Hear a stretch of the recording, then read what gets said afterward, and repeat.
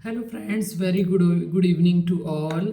And दोस्तों, please like share subscribe ज़रूर करिए। मैं बहुत सारे वीडियोस बना चुकी हूँ और मुझे अच्छे सब्सक्राइबर्स की ज़रूरत है ताकि मैं और अच्छे वीडियोस बनाऊँ, मेरे चैनल को ग्रोथ मिले और क्या पता किसी एक वीडियो से किसी की ज़िंदगी बदल जाए।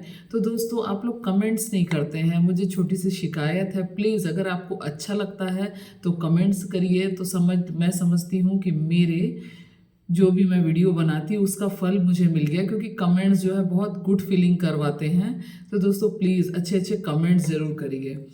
तो दोस्तों, आज के मैं टॉपिक शुरू कर रही हूँ। Hi, I am introducing myself. This is Shweta, doctor Shweta, motivational speaker, doctor and a business women. तो दोस्तों, आज का एक बहुत अच्छा टॉपिक मुझे याद आया है कि क्या रिश्तों में झुकना ज़रूरी है। बहुत सारी चीज़ों में होता है कि मोस्टली फैमिली लाइफ में होता है, हस्बैंड वाइफ के बीच में होता है कि हम क्यों झुकें, है ना। स्पेशली अगर वाइफ अर्न कर रही है और हस्बैंड भी अर्न कर रहा है तो दोनों एक दूसरे को कम नहीं समझते हैं। समझ लो वाइफ ही ज़्यादा अर्न कर रही है तो उसको लगता है कि मैं क्यों झुकूं। पर दोस्तों, यहाँ पे रिश्तों की बात हो रही है। This is not a business.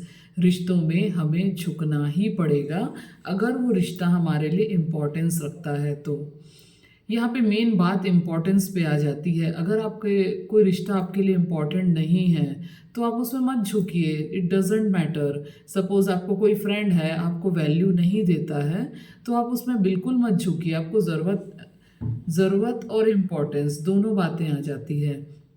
पर हस्बैंड वाइफ है, एक रिश्ता बंधा हुआ है। हमारे तो हिंदू धर्म में 7 जन्मों के साथ की बात की जाती है। तो भाई, एक जन्म तो आप अच्छे से बिताइए। जहाँ पे ईगो, कभी भी रिश्तों में ईगो नहीं लाना है। ईगो यानी मैं ऐसा क्यों, मैं वैसा क्यों, होती है छोटी मोटी चीज़ें। ऐसा कोई कपल नहीं होगा जिनके बीच में छोटी मोटी बातें या मिसअंडरस्टैंडिंग नहीं होती है। लेकिन जहाँ पे अगर सामने वाला हमारे लिए बहुत ज़रूरी है, महत्वपूर्ण है, उसके में 10 अच्छी क्वालिटीज़ है, चलो उसकी एक दो क्वालिटी ऐसी है, एक दो मिस्टेक्स कह लीजिए, जो वो करता ही रहेगा क्योंकि वो उसका इनबिल्ट नेचर है, तो आपको उसे माफ़ करना सीखना पड़ेगा, उसे इग्नोर करना सीखना पड़ेगा। और अगर वो व्यक्ति, चाहे वो आपका फ्रेंड हो, रिश्तेदार हो या आपका हस्बैंड या वाइफ हो, तो आपको हमेशा रिश्तों में वहाँ पे झुकना पड़ेगा। मेरे साथ तो ऐसा होता है मोस्टली कि 100 में से 100 बार मैं ही सॉरी बोलती हूँ, चाहे गलती मेरी ना भी हो। क्योंकि सामने वाला रिश्ता मेरे लिए अगर इम्पोर्टेंस रखता है, चाहे वो मेरा फ्रेंड हो या फैमिली मेम्बर हो, तो मैं आगे से जाके सॉरी बोलती हूँ। मुझे कई बार तो पता होता है कि मेरी गलती भी नहीं है।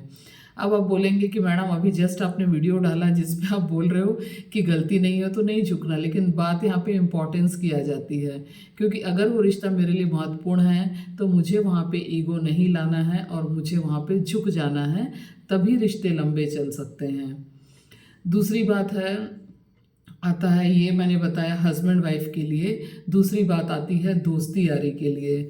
तो दोस्ती यारी में ऐसा होता है कि कोई दोस्त है ना, वो हमेशा हमारे लिए उतने एफर्ट्स नहीं डालता दोस्ती मेंटेन करने के लिए जितना मैं एफर्ट डालती हूँ या मैं एफर्ट डालता हूँ, है ना।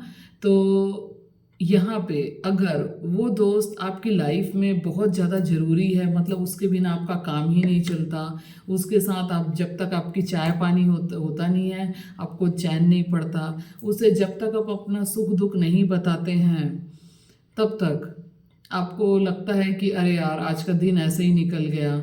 लेकिन उसकी लाइफ में और भी लोग हैं, है ना, उसकी लाइफ में और भी लोग हैं जिनके साथ वो इंटेंगल है, तो आपको थोड़ा कम महत्व देता है और वो बाकी लोगों को हो सकता है ज़्यादा महत्व देता होगा, क्योंकि उसकी वहाँ पे अहमियत बाकी दोस्तों में और ज़्यादा होती होगी। तो ये आप गैस नहीं कर सकते। लेकिन फिर भी अगर वो दोस्त आपके लिए बहुत ज़रूरी है, इसमें मैं दो सेम, मतलब फीमेल है तो फीमेल फ्रेंड की बात कर रही हूँ, मेल है तो मेल फ्रेंड की बात कर रही हूँ, पर जब यहाँ मेल और फीमेल की बात आएगी तो ये इक्वेशन फिर बदल जाने वाला है।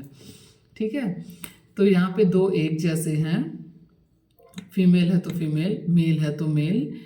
तो आपको मेरे हिसाब से वहाँ पे भी झुक जाना चाहिए। इट डजेंट मैटर, ये मेरा अपना पर्सनल ओपिनियन हो सकता है, पर मेरे भी बहुत सारे फ्रेंड्स हैं, उनमें बहुत सारी कमियां दिखती, बहुत सारी कमियां, पर उनकी एक ज़बरदस्त क्वालिटी है, उसको लेके मैं चलती हूँ कि जो मुझे बहुत अच्छा फील कराती है। तो कई बार वहाँ पे भी मैं झुक जाती हूँ, क्योंकि मेरे लिए वो भी रिश्ता इम्पॉर्टेंट होता है।